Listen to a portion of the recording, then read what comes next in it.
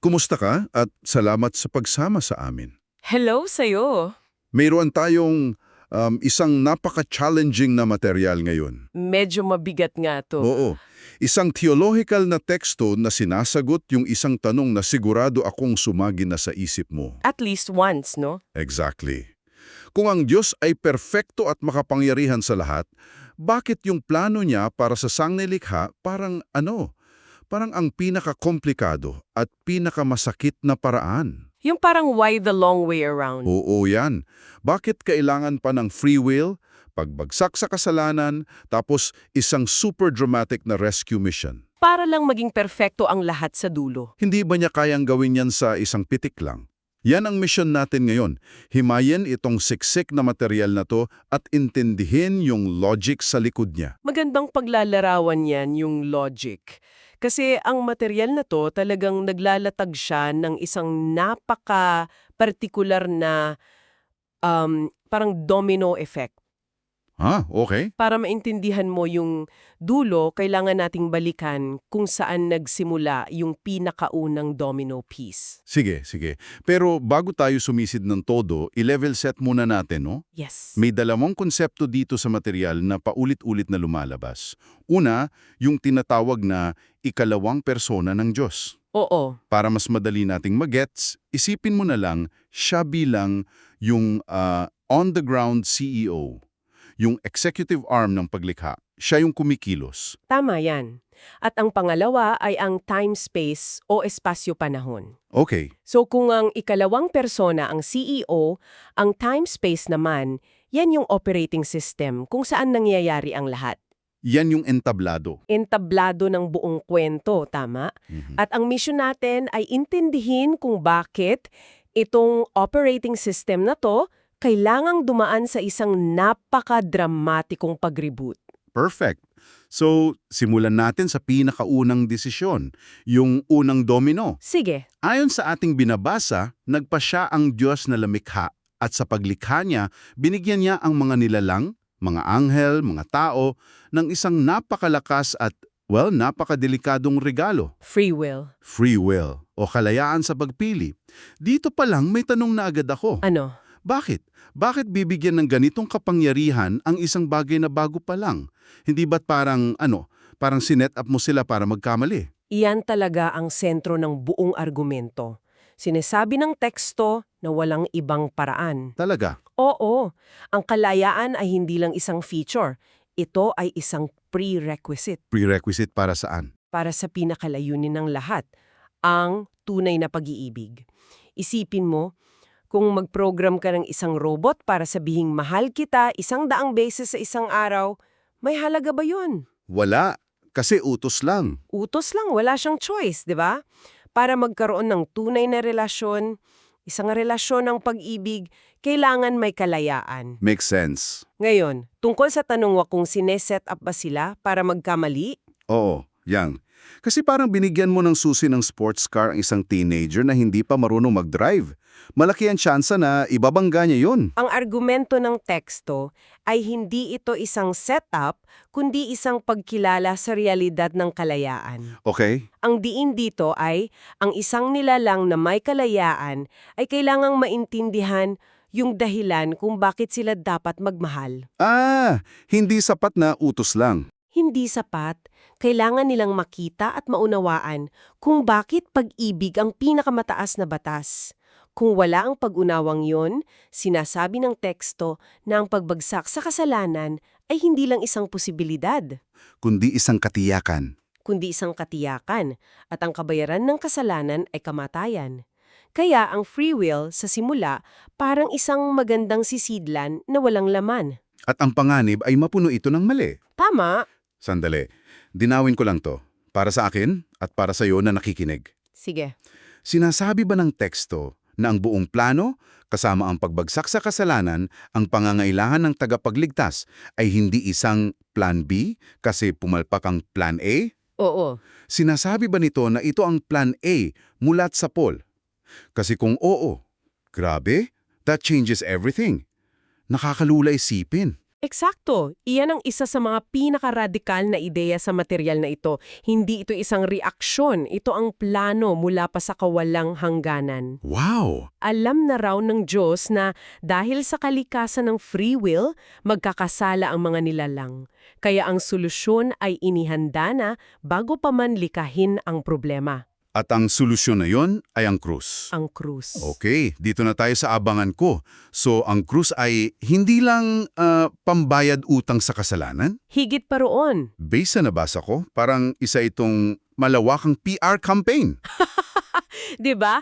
Para ipakita ang karakter ng Diyos sa isang audience, ang sangnilika na may kalayaan at kailangang makumbinse, hindi mapilit.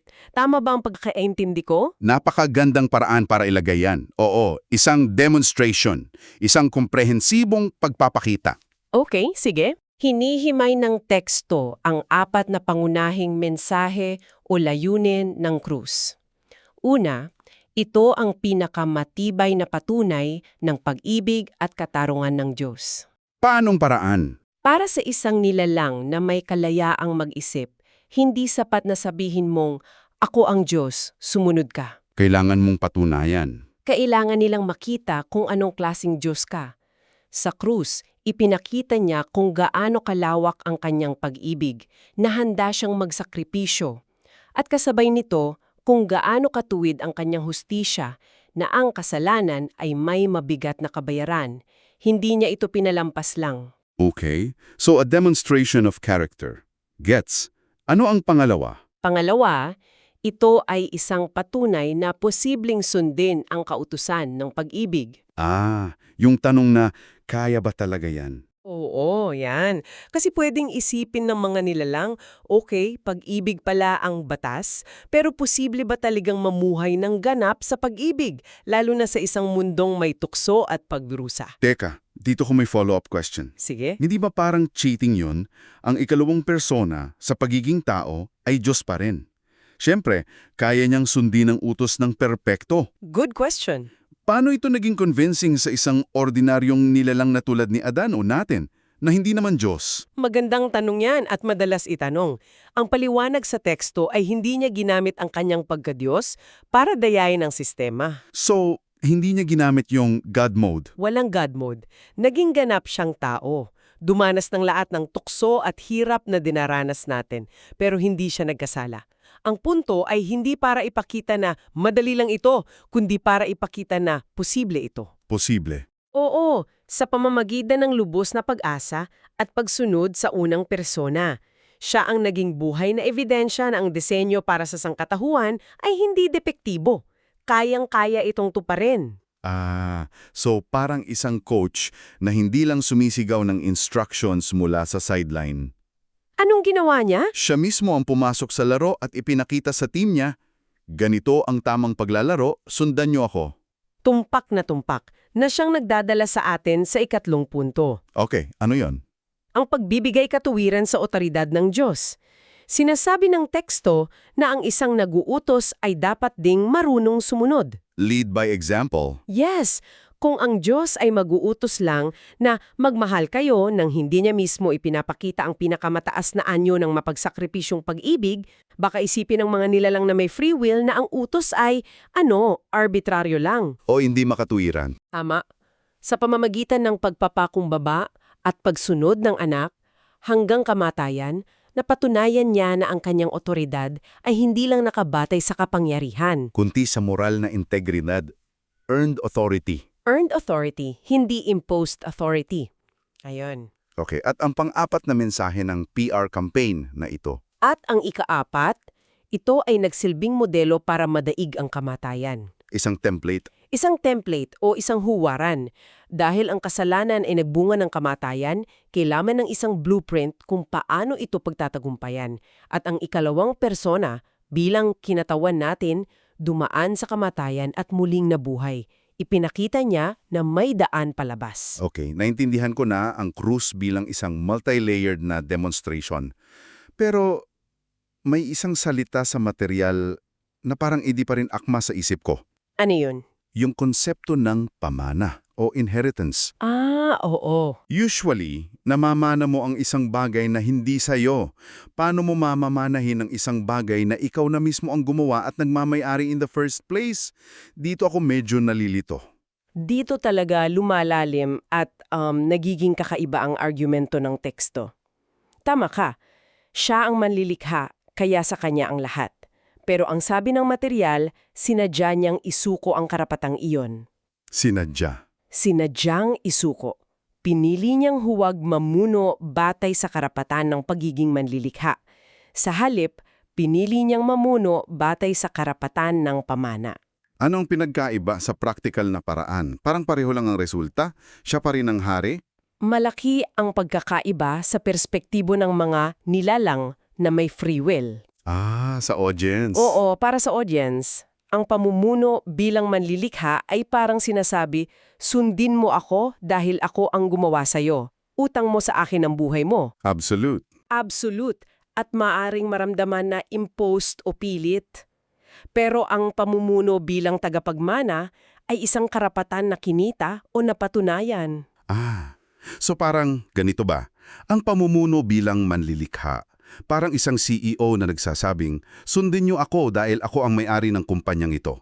Okay? Pero ang pamumuno bilang tagapagmana, parang yung anak ng may-ari na nag-umpisa sa mailroom, nagtrabaho sa bawat departamento, pinagdaanan lahat ng hirap, at napatunayan sa lahat ng empleyado na karapat-dapat siyang mamuno, hindi dahil sa apelyido niya, kundi dahil sa galing, sakripisyo at pag-unawa niya sa kanilang lahat. Ganun ba ang punto ng teksto? Iyan na yata ang pinakamalinaw na analohiya para dyan. Eksakto. Talaga. Sa pamamagitan ng kanyang pagkakatawang tao, perpektong buhay, at kamatayan sa krus, kinamtan, uminana niya ang karapatang mamahala. Ginawa niya ito hindi bilang Diyos na nasa labas ng sistema, Kundi bilang isa sa atin. kundi bilang isang nilalang na dumaan sa proseso sa loob mismo ng time-space. Ang resulta ay isang pamumuno na hindi ipinipilit. Kundi tinatanggap. Ito ay ibinibigay sa kanya ng may buong pag-unawa, paghanga at pagsang-ayon ng mga nilikha. Ang kanyang trono ay hindi lang itinatag sa kapangyarihan ng paglikha, kundi sa pag-ibig at sakripisyo na nasaksihan ng buong universo. Alam mo, interesting yan. Kahit sa labas ng teolohiya, no? Sa opisina, sa pamilya, mas may bigat at mas sunusunod ang leadership na earned kesa sa imposed lang. May connection? May connection sa karanasan natin. Okay, malinaw na sa akin yung mekanismo ng pamana. So, what does this all mean? Paano nito ngayon binubuo at kinukumpleto ang buong kwento ng paglikha na sinimulan natin? Dito na natin pagtatagpi-tagpiin ang lahat. Sige. Kung babalikan natin, ang problema ay yung kalayaan, walang laman, 'di ba? Yung sisidlan na walang laman na nauwi sa kasalanan. Oo. Dahil sa krus, sa komprehensibong demonstrasyon na ginawa ng anak, ang mga nilalang ay meron na ngayong malinaw na dahilan at inspirasyon para kusang loob na isauli ang kanilang kalayaan sa Diyos. Pero this time, iba na. Iba na. Sa pagkakataong ito, ang isinasauli nilang kalayaan ay hindi na blanko o walang laman. So para yung analohiya kanina, binigyan ka ng isang magandang baso, yan ang free will. Ginamit mo sa maling paraan, nagkarakalamat, nabasag, Nasira, pero dumating ang gumawa nito, inayos niya at ipinakita sa iyo kung para saan ba talaga yung baso. Ngayon, ibinabalik mo sa kanya yung baso pero puno na ito ng pag-ibig, pasasalamat at pag-unawa. ayon! Yung baso at yung laman, ngayon kompleto na. Perpektong pagbubuod at ayon mismo sa teksto, ang pag-ibig ay buhay. Sinasabi rito na ang isang nilalang ay nagiging kompleto o ganap, nagiging tunay na wangis ng Diyos kapag ang kanilang kalayaan, yung sisidlan, Ay napuno ng pag-ibig, yung laman. eksakto. Ito ang katuparan ng orihinal na layunin ng paglikha. At sa pamamagitan ng prosesong ito ng pamana, kung saan ang anak ay kinikilala ng hari, kinukumpleto niya ang buong time-space sa pamamagitan ng tuluyang pag-alis ng kasalanan at kamatayan. So yung operating system, Na-reboot at na-perfect na. may isa pang detalye sa material na nagpapatibay sa lahat ng ito. Yung pagkakaiba sa pagitan ng Diyos at ng kanyang nilikha. Yung sa eternity? Oo, sinasabi roon na ang Diyos ay umiiral sa kawalang angganan habang ang mga nilalang, tao man o anghel, ay palaging nakatali sa time-space. Pinapakita lang nito kung gaano kalaki ang agwat sa pagitan nila, Kung bakit kailangan ng isang tagapamagitan. na kayang tumawid sa pagitan ng dalawang realidad na iyon. Tama. Ang ikalawang persona, sa kanyang pagiging parehong Diyos at tao, ang naging perpektong tulay sa pagitan ng walang hanggan at ng espasyo-panahon. Siya lang ang kwalifikadong isakatuparan ang napakakomplikadong planong ito. So kung bubuuin natin ang lahat, para sa iyo na nakikinig, ang kwento ayon sa material na ito ay nagumpisa sa isang napakalaki at peligrosong regalo, ang kalayaan. Isang regalong may kaakibat na panganib. Tama, ang regalong ito ay nagdala ng malaking problema na inaasahan na. Ngunit ang solusyon ay hindi ang pagbawi sa regalo, kundi ang pagbibigay ng isang mas malalim na dahilan para gamitin ito ng tama. Ang krus. Ang krus ang naging ebidensya at demonstrasyon. Ang konsepto ng pamana, ang naging mekanismo para ang pamumuno ng Diyos ay kusang loob na tanggapin, at ang dulo ng lahat ay isang sanglikha na perfecto, Hindi dahil pinilit. kundi dahil malayang pinili ang pag-ibig. Isang napakahabang proseso pero may logic sa bawat hakbang. Isang kumpletong arko, mula sa paglikha patungo sa pagiging ganap. Ang lahat ay umiikot sa paggalang sa kalayaan at sa pagpapakita ng isang pag-ibig na napakakumbinsi, kaya't ito na ang pipiliin mo ng kusa. Wow! Bilang pangwakas, iiwan ko sa iyo ang isang kaisipan para pagnilayan. Nahango pa rin mismo sa diwa ng ating material. Sige, ano yun? Sinasabi sa teksto na ang pag-ibig ang siyang bumubuo at kumukumpleto sa isang nilalang. Kung ang kalayaan sa pagpili na ibinigay sa iyo ay isang sisidlan, at ang pag-ibig ang dapat na maging laman nito, ano ba talaga ang ipinahihiwatig nito? Para sa libu-libong desisyon na ginagawa mo araw-araw gamit ang sarili mong kalayaan. Anong laman ang inilalagay mo sa iyong sisidlan? Yun ang tanong.